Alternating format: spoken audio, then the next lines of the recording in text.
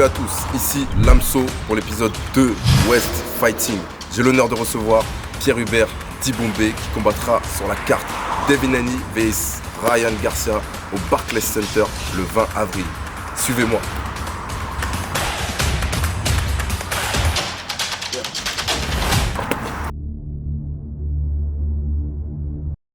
Pierre, bonjour.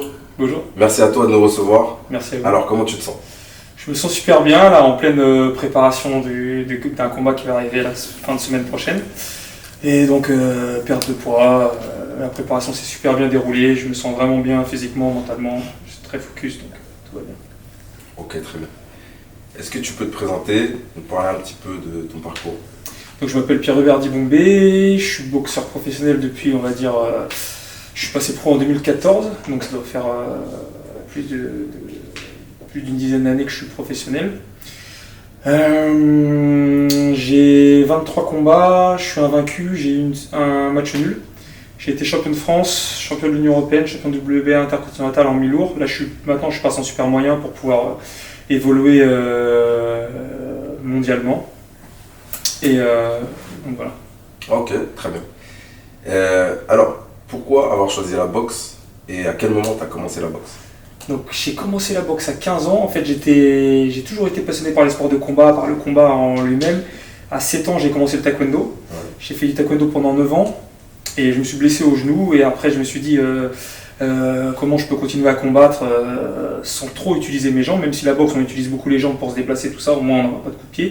Donc je me suis dit, la boxe anglaise, ça tombe bien. Et j'ai toujours aimé les combats de boxe.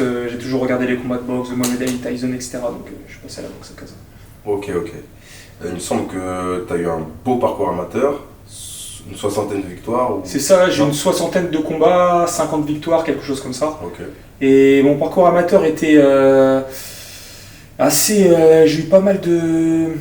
Il y a eu pas mal, de déconvenus, il y a eu pas mal de vols, avec les arbitres, Donc après, je suis passé pro. Je me suis dit, après, ils voulaient me faire rentrer en équipe de France, tout ça. Je dis non, je passe pro à 22 ans. Je préfère. Ok. Et t'as affronté des combattants connus qui sont passés pro aujourd'hui? J'ai affronté en amateur, j'ai affronté Christian Billy. Ok. Christian Billy qui maintenant est connu. On a fait un match très engagé où il l'a remporté. C'était par décision partagée. Donc voilà, et après d'autres combattants connus, comme ça, je vois pas. D'accord. Donc tu es passé pro en 2013, c'est ça? En 2013 ou 2014, ouais, quelque chose comme ça. À quel moment vous avez pris la décision de passer pro et pourquoi passer pro? Pourquoi passer pro? Parce qu'en amateur, déjà la boxe amateur ça me convenait pas tant que ça, parce que fallait que on va dire, moi je suis un peu il me faut plusieurs rounds pour étudier l'adversaire, tout ça, les premiers, deuxième rounds, je suis pas vraiment à fond et après j'augmente l'intensité. Donc je préfère la boxe pro, même la mentalité de la boxe pro qui est plus basée un peu sur l'efficacité. Je préfère ça, je préfère la boxe pro. Et en plus, il fallait que je passe pro pas trop tard, parce que j'avais pas passé pro à 26 ou 27 ans, donc 22 ans c'était une bonne. Ok, très bien. Un bon âge. On sait que tu as fait une bonne guerre avec un certain Michael Diallo. Oui. Ouais. Qui était apparemment un combat très serré. Tu peux nous parler un petit peu de ce combat? Alors ce combat, c'était mon 3e combat amateur. Et on a fait une bonne guerre. Après c'était qu'un 4 rounds, parce que c'était le début, donc c'était à 4 rounds. Les 3 premiers rounds, je les remporte sans vraiment de difficultés. Après le 4e round, on va dire je m'asphyxie au milieu du round, et après il m'a touché une fois, il m'a touché une deuxième fois. Donc après au pointage ça fait match nul, mais très bon boxeur. Il frappe, c'est un puncher quoi. C'est un puncher, mais le combat était engagé. Ouais, ouais. J'ai vu que dernièrement là sur Facebook il t'a provoqué, il voulait faire un rematch. Oui, après moi je lui ai dit, parce que moi je suis passé en super moyen, je lui ai dit écoute, en super moyen il n'y a pas de souci, on pourrait faire un rematch, on peut faire le rematch quand il veut, en super moyen il n'y a aucun problème, mais pas en mi-lourd maintenant, je suis en super moyen, s'il veut faire un rematch il perd 2-3 kilos. Ouais. Je suis là. Ok.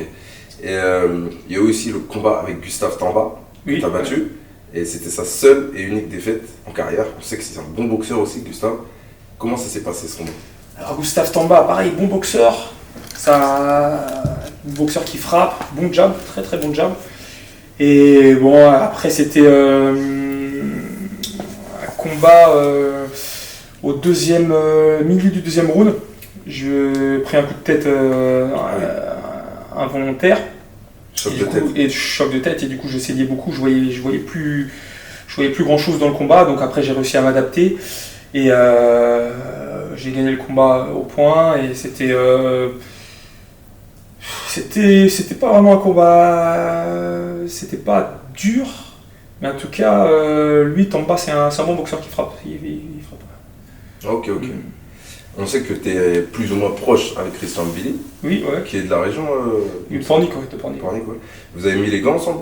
On a mis les gants ensemble, on a mis les gants déjà pendant le Covid, on a mis les gants même avant, parce qu'il vient de Saint-Nazaire à la base, enfin, on mettait les gants à Saint-Nazaire, donc on a pas mal mis les gants pas mal de fois, et pareil, on a fait des bonnes mises de gants. Après, c'est un très bon boxeur au niveau de la pression, il boxe bien, il met bien la pression, et c'était on va dire 50-50, on boxait très bon, enfin on a fait très bon sparring. D'accord, ok. Et David Papo, c'est de la région, ouais. Vous avez déjà mis les gants ensemble? On a mis les gants pas mal de fois, c'est pareil, David Papo, même en amateur on s'est boxé 2 fois. Et David Papo, très technique, très bon coup d'œil, et vraiment très bon boxeur. Ouais. Très bon boxeur. Technicien, voilà, très bon technicien. Ok, très bien. Donc toi, comment ça se passe au niveau de tes entraînements? On sait que ton coach principal c'est Jonathan O'Brien. C'est Jonathan, qui est à Lanzarote. C'est ça. Un Irlandais. Un Irlandais qui connaît pas mal de monde. C'est vraiment un très bon coach qui arrive à insuffler beaucoup de motivation, et qui connaît vraiment beaucoup de monde dans le milieu de la boxe. Et Zach Parker. Et Tony Bellew qui me manage un peu, Tony Bellew justement aussi. D'accord. Ouais. Et donc mes entraînements, moi je passe dans une prépa, je fais une moitié ici sur Nantes en m'entraînant tout seul, et l'autre moitié à Lanzarote avec Jonathan. Et des fois je pars en Angleterre mettre les gants avec des boxeurs. Ça dépend du style de l'adversaire. Ok. Et comment ça s'est passé votre rencontre? Comment tu as fait sa rencontre?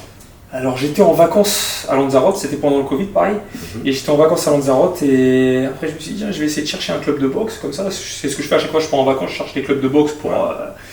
voilà, et là il était pas là, mais je l'ai appelé, et il m'a dit ouais bah tu viens la prochaine fois, là pendant les vacances d'été. Je suis venu, premier entraînement, il m'est rentré dedans tout ça, mais c'était vraiment intense, les entraînements étaient bien, le cadre aussi en Lanzarote était bien, donc après je me suis dit ok super, continue dans la direction. Bien, ouais. On sait qu'on voit en tout cas dans les vidéos publiées sur les réseaux que vous avez une certaine alchimie ensemble et une bonne relation. Oui, ça se ressent en tout cas. Ouais, non, on a une super bonne relation, et comme je dis, il arrive à insuffler vraiment de l'énergie quand on a plus, enfin quand on a moins, il arrive à insuffler ça. Bon motivateur. Et bon motivateur, vraiment très très bon motivateur. Et pareil, il connaît bien la boxe aussi, il étudie beaucoup les combats de boxe, tout ça. Voilà, un ancien boxeur pro. Un ancien boxeur pro aussi. Très bien. Tu as mis les gants avec John Ryder. Tu as même préparé John Ryder pour ce combat contre Canelo. Canelo, ouais, c'est ça. Tu peux nous en parler un petit peu? Comment ça Alors, contre John Ryder, j'ai fait 2 semaines pour préparer contre Canelo. Et c'était pas vraiment difficile, hein. C'était. T'avais l'avantage? J'avais l'avantage. J'avais l'avantage quasiment sur tous les sparring. Après, bon, les sparring et le combat, c'est 2 choses différentes. Mais j'arrivais à gérer avec ma vitesse, tout ça. John Ryder, c'était pas un sparring difficile. Pas difficile. Ouais. Faut se rendre compte quand même du niveau, parce que là, on parle d'un niveau mondial. Oui, qui a affronté Canelo, qui a même été au point avec Canelo. Donc voilà, c'est excellent. Et tu as aussi préparé Liam Smith pour affronter Chris Eubank. Chris Eubank aussi, oui. Qui a d'ailleurs gagné par KO. Il a gagné par KO à ce moment-là. Comment ça s'est passé? Alors avec Liam Smith, il a un style, il met la pression. C'est un... Quand je l'ai boxé, j'ai vu qu'il était quand même... qu'il avait une certaine aura, on va dire, une certaine expérience. Il était champion du monde, donc... Mais moi j'aime bien ces styles-là, donc quand il met la pression, c'est un droitier, donc j'aimais bien son style, donc on a fait des bons sparring. Moi j'ai fait 3 semaines Avec lui, j'étais son sparring principal justement, parce qu'il y avait que moi, il y avait un autre, mais en fait j'étais le sparring qui l'a préparé pour Eubank. Et on a très bien travaillé et c'était vraiment des sparring au top. Ok. Et à la matchroom là-bas, tu étais à la matchroom? Non, là c'était à Liverpool, c'était au Rotunda. Ok, la matchroom c'était avec Ryder. La matchroom c'était avec Ryder et Rotunda c'est avec, il y a Josh Taylor, tout ça. Ok, et t'as rencontré là-bas d'autres boxeurs? T'as mis des gars, Non, j'ai pas boxé avec d'autres boxeurs. J'ai boxé avec Thomas Hart Whittaker là-bas. Ouais. Donc un combattant de, je sais pas s'il est de la matchroom ou de chez Eddie Hearn, mais après il y a Josh Taylor là-bas, il y a Tony Bellew qui vient souvent, il y a Black Thunder, enfin il y a pas mal de pointures. Et pareil à la matchroom, il y a Conor Benn, il y a qui d'autre, il y a Joe Cordina, donc Donc et quel est le boxeur qui t'a le plus impressionné là-bas? T'as vu Callum Smith aussi, non? Callum Smith, j'ai vu Callum Smith. Ouais, Callum Smith, je l'ai pas vu faire de sparring, mais à la palette, au sac, ça, il frappe crochet gauche, ça frappe. Ouais. Ça frappe. Ok. Et comment ça se fait qu'un boxeur de ton talent, de ton envergure, n'ait pas eu une chance plus tôt? Comment tu l'expliques? Je l'explique qu'en boxe, je pense que si t'as pas l'équipe de promotion adéquate et tout ça, et en plus que j'ai un palmarès où je suis invaincu, donc les gens ne veulent pas forcément prendre de risques contre moi, et en même temps ils n'ont pas grand chose à gagner parce que là j'ai pas de ceinture, j'ai rien, et donc du coup je passe à la trappe. Okay. En fait, ce que tu me dis, c'est que vu que tu es un boxeur qui peut être dangereux puisque tu es invaincu et bon, mais en même temps t'as pas vraiment la hype qu'il faut, ils ont rien à gagner à... Voilà, c'est ça. Ok. Parce que on a entendu dernièrement Milan Pratt qui disait qu'il fallait partir de la France. En France, il n'y avait pas vraiment quelque chose au niveau de la boxe. En France, c'est bien au niveau national, c'est bien au niveau européen. Avant, j'étais avec un promoteur, Gérard Tesson, qui est très bon. Il est très bon au niveau européen. C'est lui qui m'a fait faire mes titres, l'Union européenne, etc. Donc, merci à lui, c'est génial. Et après, par contre, pour passer au niveau mondial, je pense qu'il faut aller en Angleterre, aux États-Unis. Et trouver des bonnes écuries là-bas aussi, parce qu'il y a plein d'écuries, mais il faut trouver les bonnes écuries. Quoi. Mais tu m'expliquais aussi que les Français sont pas forcément bien vus en Angleterre, c'est compliqué. C'est ça. En Angleterre, les Français, à chaque fois, il y avait mon entraîneur qui me manage aussi, il l'envoyait à boxeur, aux écuries de promotion, Wasserman, boxeur, Eddie Hearn, machin, etc. Et on leur disait ouais c'est top. Et il lui demandait il est de quelle origine ton boxeur français? Il disait non, on ne veut pas de français. Juste ça, français, non, on ne veut pas. C'est incroyable. Ouais, incroyable. Ça doit être frustrant ça. Oui, c'est... Ok, je te remercie. Et selon toi, quel est l'adversaire le plus coriace que tu as affronté dans ta carrière pro? Le plus coriace qui t'a mis le plus en danger?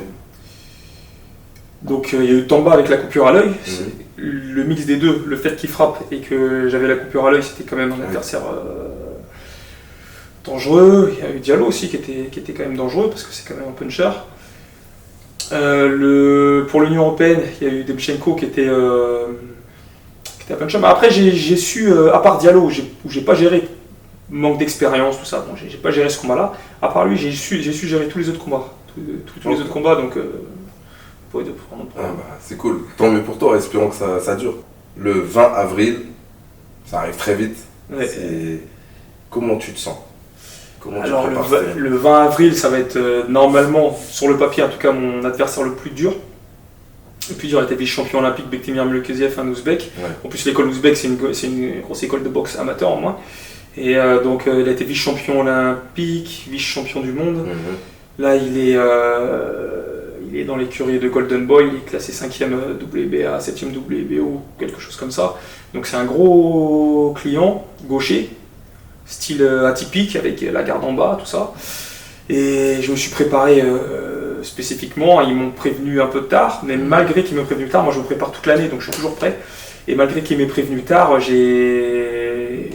je suis prêt physiquement, mentalement, même techniquement, il n'est pas grand, donc il n'y a pas une grosse préparation spécifique à faire, hormis le fait qu'il soit gaucher. Et voilà, je suis prêt à livrer pour l'instant là. Je pense que le plus gros combat de ma carrière, je pense qu'il va être samedi. On va voir. Et on sait que lui, il frappe beaucoup au corps. Ouais. Sur quoi tu as misé, tu as axé principalement ta prépa? On va dire, il frappe beaucoup au corps. Après, je ne fais pas une fixette sur ça. Je sais qu'il frappe bien au corps, qu'il contre bien au corps, tout ça, mais je ne vais pas faire une fixette là-dessus. Après, ça va être vraiment sur... il a beaucoup d'erreurs. C'est un très bon boxeur, mais qui a beaucoup d'erreurs. Qui commet beaucoup d'erreurs. Ouais. Qui commet beaucoup d'erreurs. Il a la garde en bas, etc. Et je vais juste utiliser ma vitesse, garder mon sang-froid et le punir sur les erreurs qu'il va faire. Notamment, on a vu qu'il avait fait face à Rosado. Contre Rosado, et qui menait facilement. Il le menait là, les 3 premiers rounds, je crois que même qu'il a mis à terre. Ouais. Et après, il a commis une erreur et il s'est fait contrer. Ouais. Donc, est-ce que tu prévois un KO ou pas contre Melikuziev? Est-ce que je prévois un KO? Moi, je suis pas trop dans les prédictions. Ouais. Je suis pas trop dans les prédictions. Ouais. Mais ce que je prévois, c'est déjà, je vais boxer chez lui. Donc le KO, ce que je prévois, c'est de le punir sur chaque erreur qu'il va faire. Chaque erreur qu'il va faire, il va en commettre. Et donc là, j'essaierai de m'engouffrer dans les erreurs qu'il va faire. Ouais, sachant que, comme tu as dit, tu boxes chez lui, il y a ce facteur qui est hyper important au niveau du pointage. Ça peut tourner en ta défaveur. Ouais, bah oui, toujours quand on boxe chez l'adversaire, on part au moins avec, en fonction de l'endroit, au moins avec 2-3 rounds de retard. En tout cas, bravo à toi pour te retrouver aujourd'hui sur cette superbe carte qui est Ryan Garcia, David Haney. Ouais. Et tu le mérites. Merci. D'ailleurs, concernant ce combat-là, toi, tu as une prédiction ou quoi pour toi? Qui va remporter? Je vois David Haney parce que je pense que Garcia, je suis pas sûr qu'il soit au top mentalement déjà. On a vu ça dernièrement. Ouais. Et après, David Haney, il est vraiment technique dans sa boxe, là, ces derniers combats, il est vraiment bien technique. Et Ryan Garcia, il est rapide, ok, très bien, mais moi je vois David Haney, en vrai, sans trop de... Il progresse en plus, on voit que chaque combat, on a l'impression qu'il progresse. Oui, même s'il a du mal à mettre à terre ses adversaires, on voit qu'il y a une progression dans sa boxe. Ok, je te remercie. Et le mot de la fin, si tu as un mot à dire, c'est le moment. Le mot de la fin, merci à vous, merci à toute l'équipe pour l'interview, c'est top. Et retrouvez-moi samedi sur DAZN, ça va être un gros combat. Nickel. On est ensemble, retrouver Pierre-Hubert Dibombé face à Bektemir Melikuziev sur DAZN le samedi 20 avril en direct du Barclays Center.